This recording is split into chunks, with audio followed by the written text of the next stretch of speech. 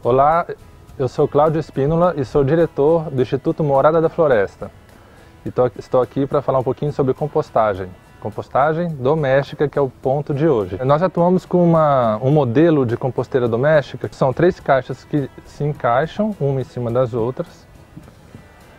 Não necessariamente precisa ser esse modelo de caixa. Eu comecei, durante muito tempo, eu fiz em modelos de caixas de madeira mesmo, dessas que a gente pega em feira, no sacolão, no Ceasa. No caso de fazer com caixa de madeira, a gente faz uma forração de plástico interna, né? Então não precisa ser exatamente esse material, essa caixa. Pode ser até balde, lata de tinta. Então como que funciona? O recipiente de baixo, ele vai coletar o líquido que escorre, o excesso de líquido que está presente nos resíduos orgânicos, nos alimentos, né? Então não é 100% necessário ter uma caixa de coleta de churume. A gente chama esse líquido de churume orgânico, que não é aquele churume que está no aterro sanitário, que ele está misturado com todos os demais resíduos e acaba virando um elemento bem tóxico, né? No caso da compostagem, o churume ele é limpo, né? Nada mais é que o excesso de água presente nos alimentos, que passa pela terra, filtra, então ele vem com uma cor um pouquinho mais escura, e os nutrientes que estavam dentro do próprio alimento também, né? Esse churume tem uma concentração de nutrientes muito rica, que a gente utiliza como um adubo também. Ele é um adubo natural, que deve ser diluído em água pela sua concentração e regado nas plantas, né? Então as 2 caixas de cima são furadas dessa mesma forma. E a caixa de baixo, ela não tem o furo e tem o furinho da torneira. Então eu vou ensinar para vocês, dar as dicas de como vocês conseguem fazer em casa. Vamos lá, olha, a caixa do fundo que coleta, ela não tem nada, ela não tem furo nenhum, tem apenas o furo da torneirinha. Nós recomendamos, nós fazemos o furo em uma das extremidades da caixa, para facilitar a drenagem do líquido. Então a gente coloca um cálcio, né? Recomenda colocar um cálcio no lado oposto da torneira e o líquido vai para lá, ele drena melhor. Então essa nós chamamos de caixa coletora, né? Porque coleta o churume. E essas são as 2 caixas digestoras, que elas estão digerindo os alimentos. Então na caixa digestora a gente faz o furo com a broca 4 ou a broca 5. A gente usa normalmente a broca 4 para evitar ficar caindo muita terra na caixa do churume. A gente se aumenta o buraco, aumenta a drenagem, que isso é bom, né? Mas tem esse porém aí que cai mais terra. Esses furos são feitos com a furadeira normal, né? Uma dica que a gente dá, que também dá um certo trabalho, é que quando a gente faz o furo fica uma certa rebarba, né, no plástico. Então assim, a gente pega um estilete e limpa toda essa rebarba para ficar agradável de passar a mão, não machucar a mão e também não atrapalhar a própria drenagem do churume. Com uma ferramenta um pouquinho mais específica, que chama Dremel, a gente faz os furinhos da tampa. Dá para fazer o furo com a mesma broca com a furadeira, porém essa ferramenta ela é de mais fácil, né? Ela é mais levinha, então ela facilita mais o uso, porque essa broca é uma broca bastante delicada. Então a gente faz os furos na tampa e na lateral da caixa para aumentar a circulação de oxigênio. A gente usa a broca 1, não é muito fácil de encontrar no mercado. Não tendo na sua cidade, no teu lugar, pode usar a broca 1,5 também. Com as 2 caixas já furadas, as tampas já furadas, então nós vamos pegar e fazer uma forração, né? No caso aqui eu estou usando humus de minhoca, pode ser terra adubada, pode ser terra de compostagem, não há uma necessidade de ser humus de minhoca. E a gente mistura um pouco de serragem também, para aumentar o volume dessa terra, né? Serragem nada mais é que a casquinha da madeira, né? Que se encontra muito em madeireira, e algumas marcenarias têm dessa serragem grossa. A gente sempre recomenda a serragem grossa.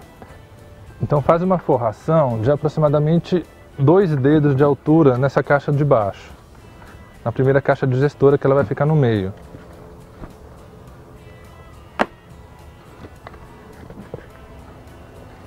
Essa forração a gente chama de cama das minhocas, né? O que é? É um ambiente neutro em que não vai sofrer variações de temperatura, da compostagem, da fermentação, variação de pH. Então assim, é um ambiente que a gente deixa ali preservado, que as minhocas, elas, se por acaso tiver algum elemento estranho na compostagem, variação de temperatura, a temperatura se elevar muito por causa da fermentação, um pouco ácido, elas têm um ambiente ali seguro até para botar ovinhos e tal. Na caixa de cima a gente faz a mesma forração feita embaixo, né? Então eu vou dar uma já acelerada no processo aqui.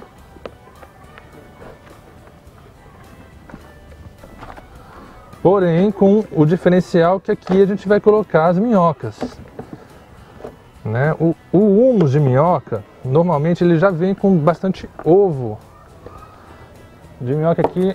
Caso você não consiga encontrar minhocas na tua cidade, você pode também comprar humus fresco, que normalmente tem um pouquinho de ovinho lá, que vai demorar muito mais, mas com o tempo as minhocas vão se reproduzir. A gente utiliza a minhoca californiana, né, que é uma espécie também conhecida como minhoca vermelha. Ela tem uma característica, ela é mais mansa do que a nossa nativa, a nossa do Brasil, né? Ela é um pouco mais fina do que a puladeira nossa, né, a nativa, e ela é mais tranquila também. Mas o uso dela na compostagem é que ela tem ela se alimenta do resíduo orgânico fresco, né? Ela não, enquanto a outra, ela precisa esperar o alimento receber o processo da compostagem normal para depois ela se interessar por se alimentar dele. Então coloca as minhocas em cima e praticamente a composteira está feita. Agora eu vou dar as dicas de uso da composteira doméstica.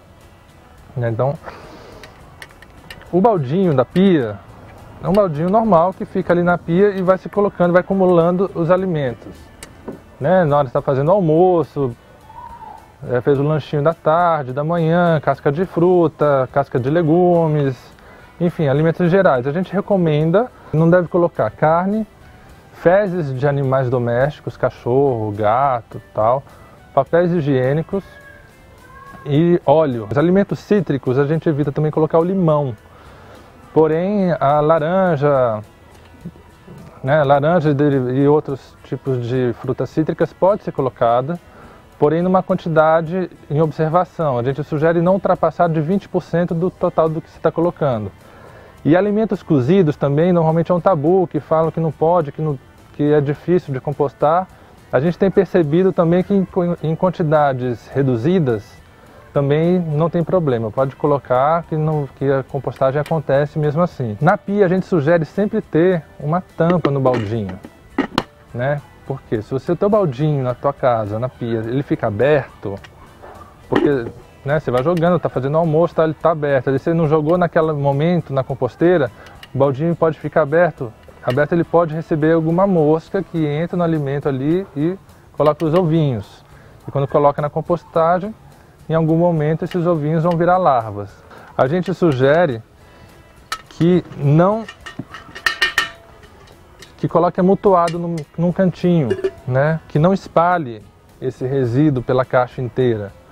Então a gente coloca no cantinho, por quê? Porque sempre, isso é muito importante, sempre quando colocar os resíduos orgânicos, os resíduos devem ser cobertos com matéria vegetal seca. Pode ser utilizado folha seca também, grama, se você tem um jardim, podou a grama, cortou a grama, deixa a grama para secar, guarda a grama seca num recipiente próximo à composteira e cobre com grama, palha, enfim. Então pega a serragem ou a folha, enfim, o elemento seco e cobre muito bem os alimentos orgânicos, né? E outra vantagem da serragem grossa é que ela forma, ela forma camadas de oxigênio, né, de ar. Então isso também facilita, acelera o processo da compostagem, porque a serragem em pó, ela diminui muito a camada de ar, né, a oxigenação interna do sistema. Então quer dizer, coloca o resíduo orgânico ali, cobre muito bem coberto, de uma certa maneira, de que você nunca deve ver alimento exposto dentro da composteira. Esse é o segredo de qualquer da compostagem, para ela não atrair moscas, não dar cheiro, enfim. E o que vai acontecer? Dia a dia você vai pegar o lixinho, colocar aqui o resíduo orgânico, o baldinho, vai lá e coloca. Chega um momento que vai encher a caixa. Então o tamanho da sua caixa, da sua composteira, ela é dimensionada de acordo com o tamanho da tua família e o tamanho da produção de resíduo que essa família gera. A matemática é que demore um mês para encher cada caixa. Então o que acontece? Está enchendo a caixa, cobrindo com alimento, com resíduo, com a serragem, coloca mais resíduo, serragem e tal, chega uma hora que encheu até a boca essa caixa aqui. Então esse é o momento de fazer a troca. Então tu vai pegar a caixa que acabou de encher, vai colocar ela no meio e a caixa do meio vem para cima. Então o que vai acontecer? Aquela caixa que foi para o meio, ela vai ficar aqui mais um mês, que é o tempo que se vai levar para encher essa segunda caixa. Então, o tempo, o que é? É um mês enchendo a caixa e um mês descansando enquanto a outra caixa está sendo cheia. As minhocas que estavam nessa caixa, elas perceberam naquele momento que também tinha alimento novo na outra, e algumas começaram já a migrar para a segunda caixa, enquanto as outras estavam devorando aqui o que tinha de resíduo.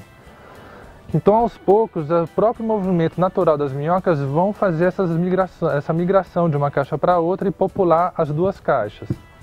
Então a gente dá duas dicas, assim, estratégias para conseguir tirar o adubo, evitando de tirar as minhocas, né? Então, uma é a seguinte: pega a composteira e coloca no sol e vai raspando com uma pazinha de jardim, uma pazinha de lixo mesmo, como essa, vai raspando o adubo de cima. Porque quando coloca no sol, as minhocas vão mergulhando, elas não gostam da luz, né, da claridade. Então elas vão mergulhando, na medida que elas mergulham, vai raspando o adubo e tirando só o adubo. Dá mais uns 5 minutinhos ali, mexe ali, elas vão mergulhar mais um pouquinho. E assim, aos poucos, vai tirando até o momento em que as minhocas se concentraram no fundo e você chegou naquela medida lá de 2, 3 dedos da cama das minhocas. Então essa aí é uma das nossas missões, né, do Instituto Morada da Floresta. Quem quiser conhecer mais sobre o nosso trabalho, né, pode acessar o nosso site, que é www.moradadafloresta.org.br, né, e então lá vai ter muita informação. Então é isso, agradeço a participação.